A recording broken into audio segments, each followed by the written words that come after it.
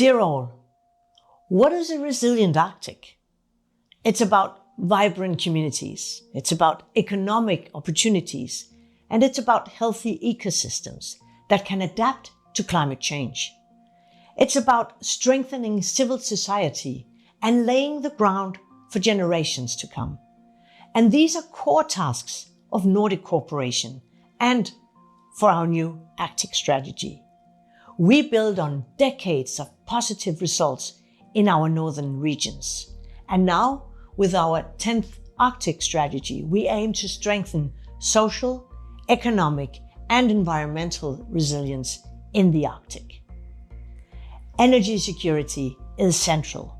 Reliable green energy that supports communities, supports innovation, and cross-border cooperation. It's a key part of building a resilient Arctic. From the Nordics to North America, our Arctic regions share unique challenges and opportunities. And that is why we want to contribute with one of our strengths, namely building strong partnerships. Of course, I regret not being able to be with you in Reykjavik today, but I send you all my warmest regards, and I really wish you good and fruitful discussions. And I would also like to thank the organizers for this opportunity to reach out and for keeping energy security high on the Arctic agenda. So let us continue this important dialogue together. Thank you.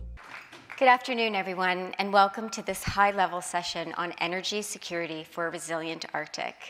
My name is Patti Bruns, and I am the Secretary General of the Arctic Mayors Forum. It is my privilege to moderate this important and timely discussion. The Arctic is changing physically, economically, and geopolitically. As sea ice recedes and global demand for clean energy accelerates, the Arctic stands at the crossroads of immense opportunity and profound responsibility.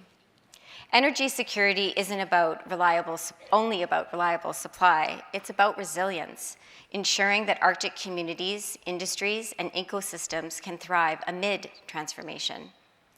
Today's discussion will explore how some Arctic nations and partners are navigating this balance, diversifying energy sources, advancing renewable solutions, securing critical minerals, and ensuring indigenous and local communities remain at the heart of transformation.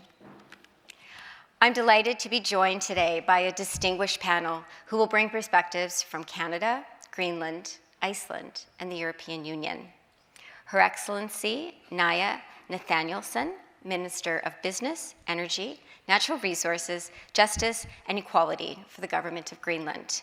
His Excellency Jóhann Páll Jóhannsson, Minister of the Environment, Energy, and Climate for the Government of Iceland. The Honourable Rebecca Chartrand, Minister of Northern and Arctic Affairs and the Minister responsible for the Canadian Northern Economic Development Agency for the Government of Canada. And representing the European Union, Claude Véron-Réville, Special Envoy for Arctic Matters and Head of Division for Western Europe at the European External Action Service. Please join me in welcoming our distinguished panelists.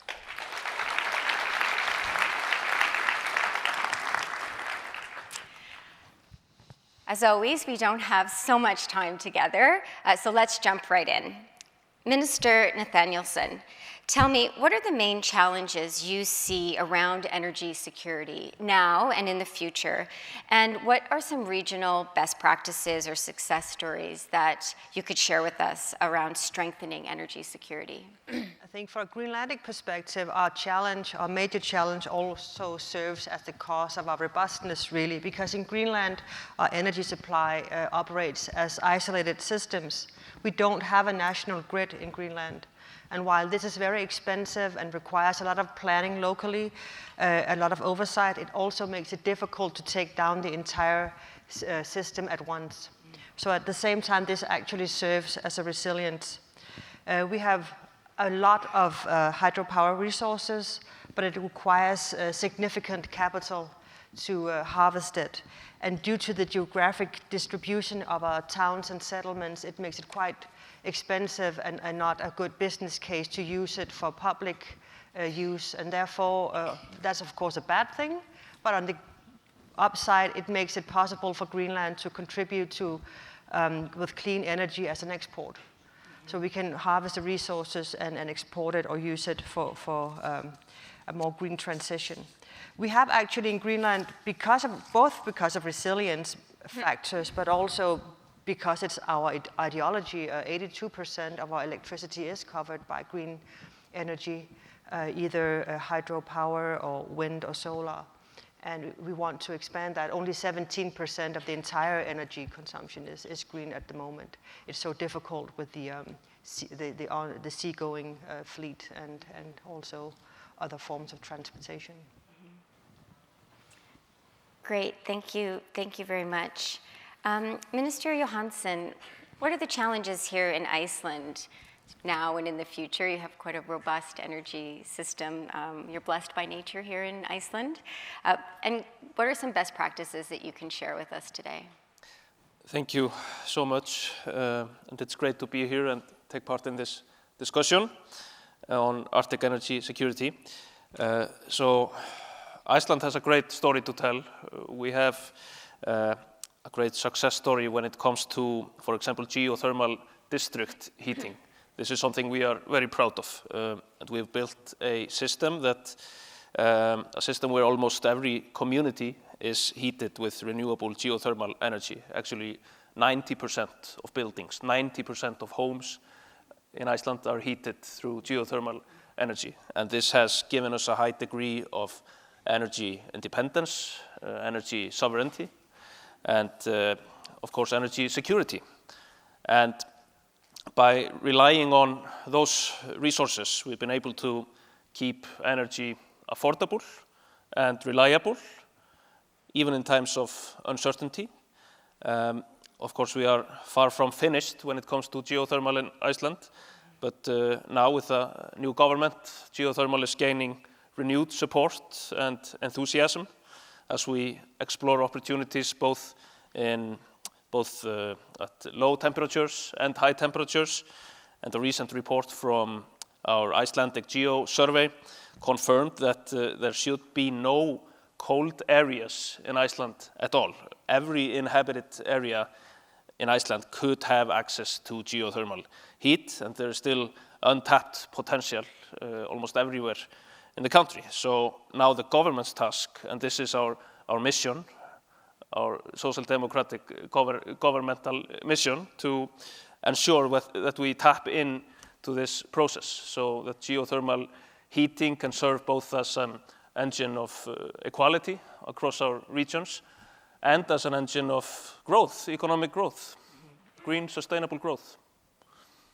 So this is our success story. Absolutely.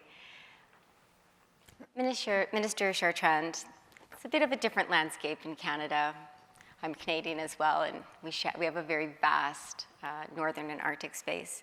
So how do the challenges differ than those from Greenland and Iceland? And are there some best practices already in place that we might be able to share across the Arctic? Mm-hmm. Thank you, Patti, and greetings to the fellow panelists and to all the distinguished guests out here. Some of the things that we're looking at across the north are vast geography. The north represents about 40% of Canada's land mass. And so when we look at what some of the challenges are, connecting people to people and people to opportunities. So in terms of the vision that we have for the North, we're looking to build strong, sustainable partnerships with the people that live in the North, because we want to ensure that it's the communities and the people in the North that help define what those solutions look like. So when we're thinking about growing energy, we're looking at a diversified mix of renewables, microgrids, transmission upgrades. Some of those initiatives have started and they are Indigenous led. So So the Kivalliq Hydro Fiber Link, for example, is one of those opportunities. So whatever we do to strengthen, our position in terms of global energy, it's not just about advancing energy, but around security and sustainability, low emission energy, and we want to equate national security with human security. So that's a really important thing for us. So whatever we build will be in partnership with Northern Indigenous peoples as well as the governments there. That's great to hear, and we're going to dive a little bit more into that topic later on in our conversation. So now, Claude, I'm going to turn to you. You're bringing our European Union perspective to this discussion. Can you share with us a little bit more about what the EU's perspectives on energy security and energy resilience in the Arctic looks like? Yeah, thank you very much, Patti. Well, the EU approach is very clear and consistent. I mean, energy security goes hand in hand with the green transition and with protection of the environment. And the good news is that when we go to the Arctic, when we turn to the Arctic, we can tick all those boxes. I mean, you said it, ministers, you mentioned the geothermal energy, there is the wind power, there is the hydropower, there is the green hydrogen. All this is an enormous potential in the Arctic. So what we need to do as EU is to partner with you to see how we can have mutually beneficial alliances. So Norway is not here, but with Norway, just like with Iceland inside the European Economic Area, we have very close partnership. We have alliances in the North Sea also to have grids that allow interconnection, and with Greenland, we have next month in Brussels an investment fund forum to support investments in Greenland, notably in the energy sector. And of course, we have a very close relationship with our Canadian partners. So all this is possible. But our security strategy is about accelerating renewable, having more efficiency, but also cutting off dependency on sole energy supplier. So again, it has been possible to wean off from our dependency on Russia, and it was essential. But ultimately, what our objective will be is also to put an end to phase out fossil fuel energy. But a point I want to add also is whatever partnership we have, whether it is in energy itself or critical raw material, which are essential for the transition to green energy, it must be done in a way that is respectful of social rights and all environmental standards, and we really stand for that. That's great, and it leads us, actually segues really nicely into my next question, which is really about how each of your countries can really balance these energy security strategies. So, Minister Chartrand, I'd like to turn back to you. What does this landscape look like in Canada? So how are you balancing renewable investments, critical minerals, and also the geopolitical risks in Canada to make sure that communities really benefit from energy transition? And you mentioned a little bit about how security is also human security, and it would be great if you could dive a little bit more into that and how you work with Indigenous peoples and communities. Yeah, so thanks for that question. So when we're thinking about renewable energies in the North, Indigenous governments and organizations are actually at the heart of that. Under the modern treaties in Canada, it requires our governments to work hand in hand with Indigenous peoples who are the leaders of the regulatory processes and the environmental assessments as well. So that partnership is seeing us advance in a number of different ways. We're seeing new projects in the north that are looking not only at the immediate but the long terms in terms of how we grow our economy together in the north.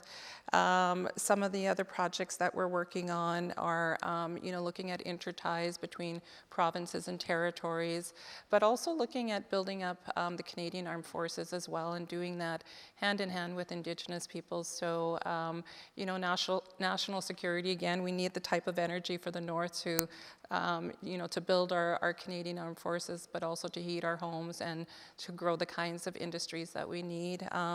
We're also looking to our Arctic neighbors. We have much to learn from what I've just heard. There's places where there's integrated grids, for example, cross-border interconnections. We're very close to Greenland, for example, so we're looking at the possibilities there. And the Arctic Remote Energy Network Academy, for example, is something that we can look at, to share in innovations together and to keep building those lasting partnerships. So we want to ensure that we're not building anything, from a southern perspective, but a northern perspective that is from the north and for the north. So that's kind of the heart of how we're approaching it. Mm-hmm. So that includes robust consultations with territories, local communities, and also self-governing nations. Yes, 100%. We're working in consultation with communities to help lead those projects as well. That's fantastic to hear. Minister Nathanielsen, same question to you. How is Greenland balancing renewable investments you have a lot of critical minerals in Greenland. There's some geopolitical risks that are on Greenland's doorstep. How are you working with communities to make sure that they benefit not only from the opportunities, but actually shape what energy transition looks like? I think it's wonderful that even though with the same region, we're so very different, and I'm so envious of Iceland and your situation with geothermal. It's just amazing for you, and we share a lot of the differences or the obstacles, Canada and Greenland, with the remoteness of the areas. And in Greenland, affordability is a key concern. With oil prices and diesel-based electricity is economically attractive in the short term for consumption. And I think even though we're trying to shift that perspective, it is still something we need to look into.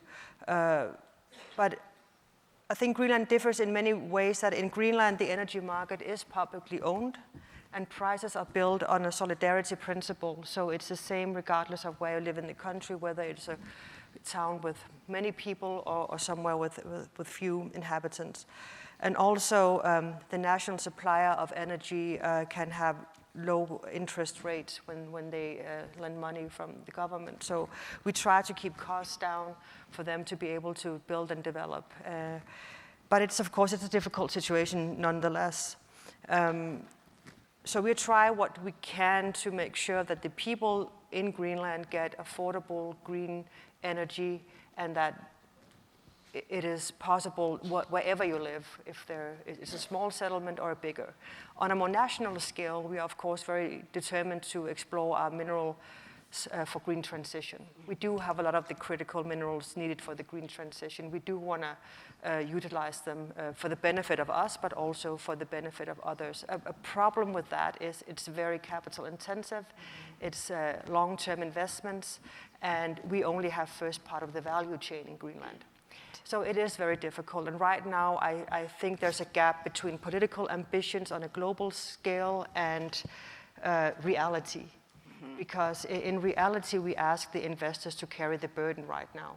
Right. And that's not going to work in the long end. If we want this green transition, we need to bridge that gap between ambitions and the lack of capital on the other side. So that means some sort of incentives built into structures from a political side. We're very happy about the collaboration with the European Union on that side. It means a lot to Greenland because we don't have access to that kind of capital. So then as we look sort of towards collaboration and how we might work together on this issue, Claude, I want to come back to you and ask you to talk a little bit more about how the EU is supporting collaboration in the Arctic region. so that we are creating a mutual energy security across the Arctic that is really about building strategic resilience in Arctic communities. Yeah, absolutely. I mean, there's no country that can build this energy resilience, this energy sustainability, and especially in the EU, we're very reliant on our global corporations. So we're developing a lot of alliances and cooperation with like-minded partners, and I think we have a very good example of our best partners, whether we do a Green Deal with some of those countries, or whether we sign memorandum of understanding on critical raw material. We have one with Greenland, we have one with Canada, we have one with Norway as well. So it's really how we can hand in hand work together. From Iceland, there is this fantastic expertise in the field of geothermal energy we can all learn from, and we're really talking with them. So there is this element of standing together, investing in a joint fashion into renewable, also having grids to be able to exchange amongst ourselves. This really diminishes our vulnerability, our collective vulnerability. And there is, of course, when we speak about resilience, we need to be able to have a good situation awareness of what is going on with our critical infrastructure, with our subsea cables, and there is a lot of work we can do together to reinforce this situational awareness. That's one thing. Also, ability to repair fast in case of a problem. Mm-hmm. Thank you. Earlier this week, Arctic Mayors Forum, along with some other partners in the room, the Harvard Arctic Initiative and the Arctic Fulbright Scholars, we did a futures workshop with young people who were imagining an ideal future for young people. I'm going to ask you first, Minister Jóhannsson, if you were to project into the future, what would energy security in Iceland look like in 2030 or 2040 or maybe even 2050? So I think there are tremendous opportunities when it comes to renewable energy in Iceland.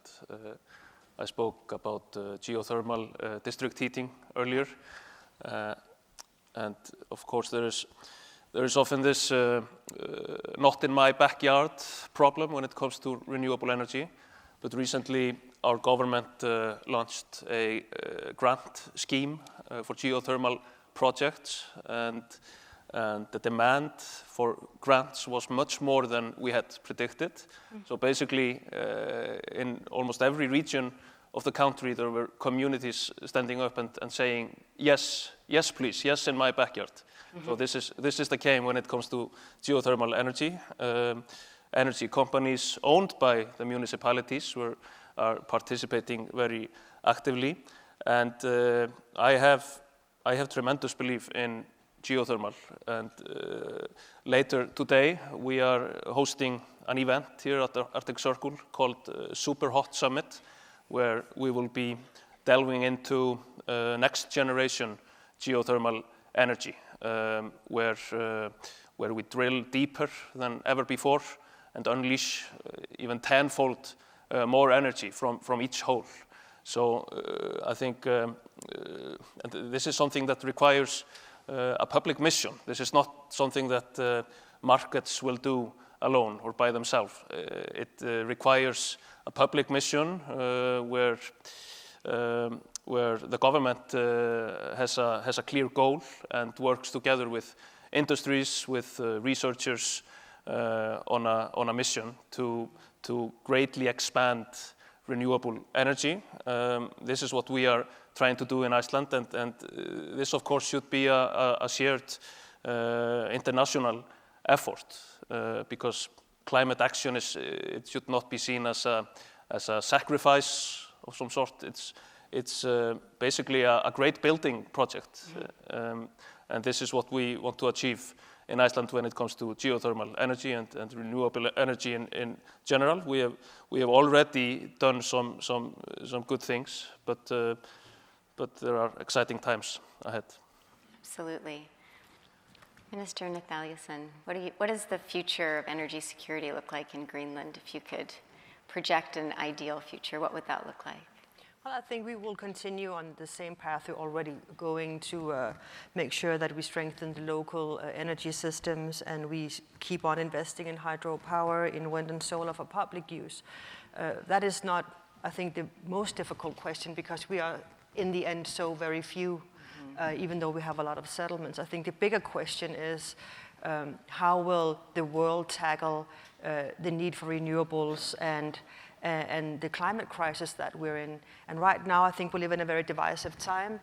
But even in spite of shifting US politics towards climate action, for instance, I do believe that renewables is the future, because many countries are already affected by the climate crisis. And if not for that reason, then for security reasons, in a war-ridden time, that you really need to strengthen your supply chains. So I think renewables will gain traction and also be very important in 2030.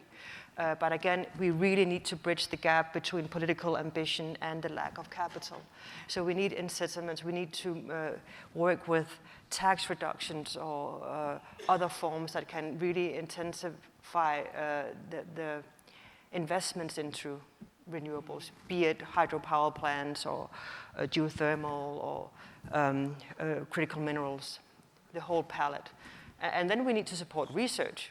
Yes. Because there's so much, we're not there yet. We have all the ideas, but we are not there yet. And we need to really be mindful of the next solution. Yes. It's out there to support all the young people and the research, I think. Minister Chartrand, is this ringing true with you as well in terms of the future, and how will Canada approach that? Yes, absolutely. So we're seeing Canada strengthen itself, its position as a global leader in energy. And we do that together. We do that in partnership. So it's looking to our neighbors to see what they're doing, what's working for them. We would be aligning our standards. We would be sharing ideas, collaborating across the Arctic states, and generating more projects that strengthen the entire circumpolar region. So we think that, building for the North, we have to recognize that we do need to construct the type of infrastructure that's needed for industry, whether it's mining, for example, but it also means strengthening those relationships that are required to ensure that the people are doing well. So for us, it always comes back to that human security, building capacity, self-determination for the people in the North. And there isn't one single solution, because the region is so diverse that we need to ensure that we're coming at this with not a one-size-fits-all, but really taking the lead from individuals and community members that should be the problem solvers of the issues that they're dealing with on a day-to-day basis. So we really take that to heart, and that is why we will continue to work and center the voices of Northerners and Indigenous peoples in the solutions that we provide, but also working with our Nordic partners on that. Absolutely. Through the European Commission, there is a program called the Arctic Urban and Regional Cooperation Project, and it actually brings community technical people together to share experiences. And Claude, would you like to say a little more about that cooperation and how it works? Yeah, absolutely. I mean, it is really one of our treasure in our Arctic policy. This is a project that is not so expensive. I can give a price tag. It's 2 million euros. And through this project, 15 cities or towns have been connected all across the Arctic, well, except from Russia, of course, but it goes to Canada, it goes to Alaska, and of course Iceland, Greenland, Faroes, Norway, and the member states as well, Sweden and Finland.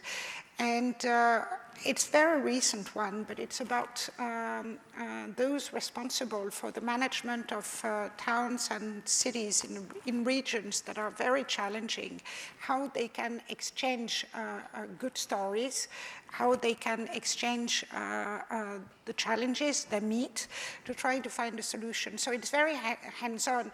It's a good example example of how solutions don't always come from the top. Some solution can be found from within. And among the practical issues that can be discussed amongst mayors can be how to handle tourism, because with the global warming, of course, the Arctic attracts more tourism, but then you have to manage it. How to manage waste, a big issue in this region. And maybe at some point you will discuss how to manage energy mix to respond to, I don't know, suddenly there is no wind, you need to switch to another source of energy. So I'm sure that some of the best ideas can come from those who live here and who are confronted with the challenges. Absolutely. We are at that magical time in our session where we're going to open the floor to some questions. Please briefly say your name and ask a question to our panelists. There are some hands and there are some runners. We have 9 minutes for questions. So I can take the question here.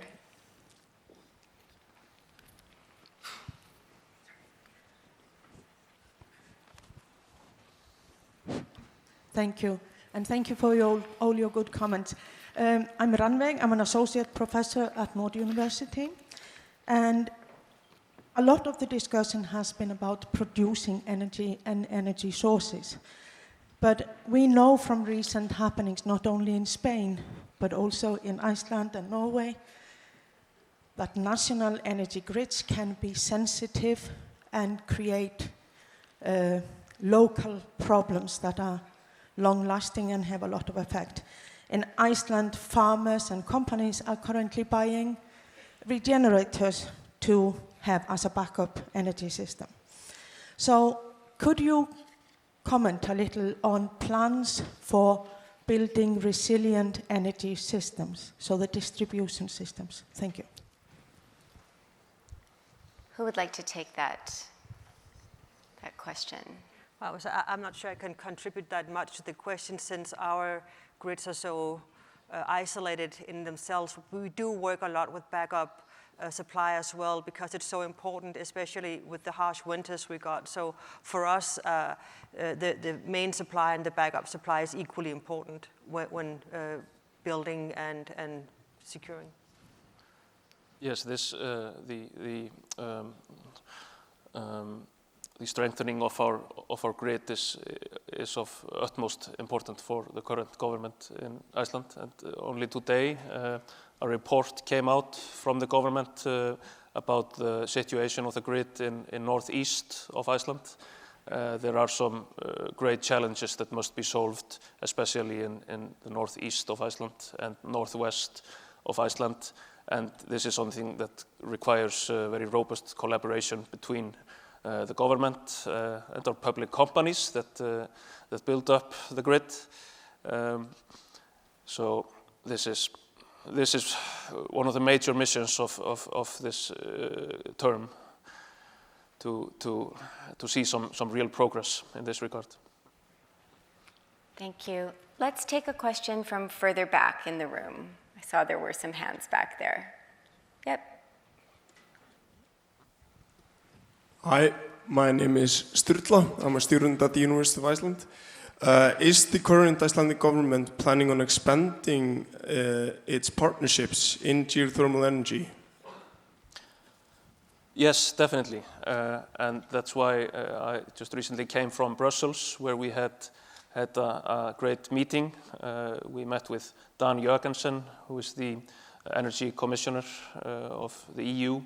And this was basically a large promotion meeting for geothermal energy, geothermal research, and this is something that we are also prioritizing when we fight for our interests within the EEA, in the EEA agreement, and in all our correspondence with the EU. So this is a major priority for the current government in Iceland to expand our collaboration, our international collaboration on geothermal energy, and just recently we even signed an MOU with China about geothermal energy. That happened last week. So we are expanding this. Great, thank you for that answer and the question. There's a question here. Yep. Thank you, Rob Hubert, University of Calgary. On the issue of energy security, the one topic that nobody mentioned was, of course, the increasing reports of the Russian use of black fleets to expand their oil exports. Why has this problem continued to exist despite the sanction regime, and what are the actions that are now being taken to address it?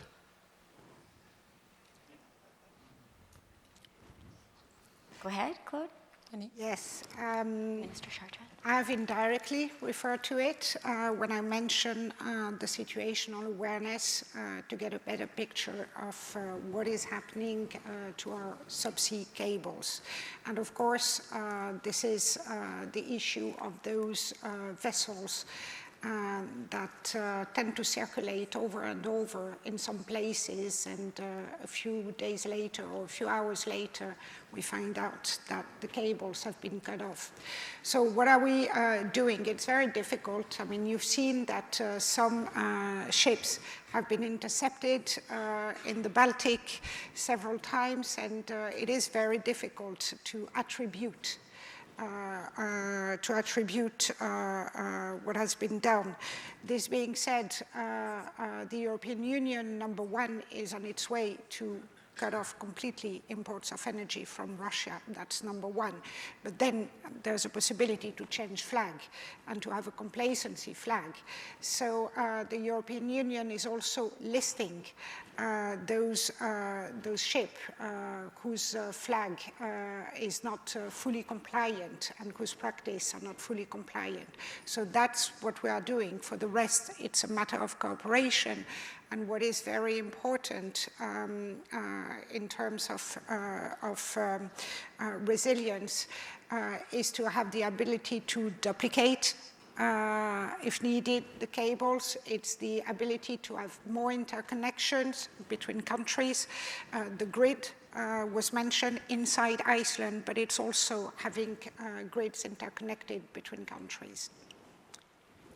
I might just want to add that this question is very difficult to answer because I think the scenario where there is no risk at all is difficult to reach. There will always be a risk. All countries, I think, are vulnerable to some extent to sabotage and so on. So I think you need to work with the risk locally and figure out how can we best secure supply locally and then, of course, collaborate through between countries, but there's no simple answer, and I think we will always be, to some extent, at risk.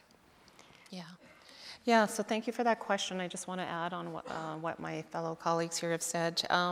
So I look to our Arctic foreign policy for some of the things that we've been doing. We're investing over $100 billion in building up our Canadian Armed Forces in the North and the Arctic. And we're also working with our partners. So we're looking at pragmatic diplomacy. We're looking at being inclusive. That means working with like-minded Arctic states. We have our Operation Nanook, where we've been working with other countries, inviting them in and to work collaboratively on our military base. Some of our efforts to just build together and alongside one another.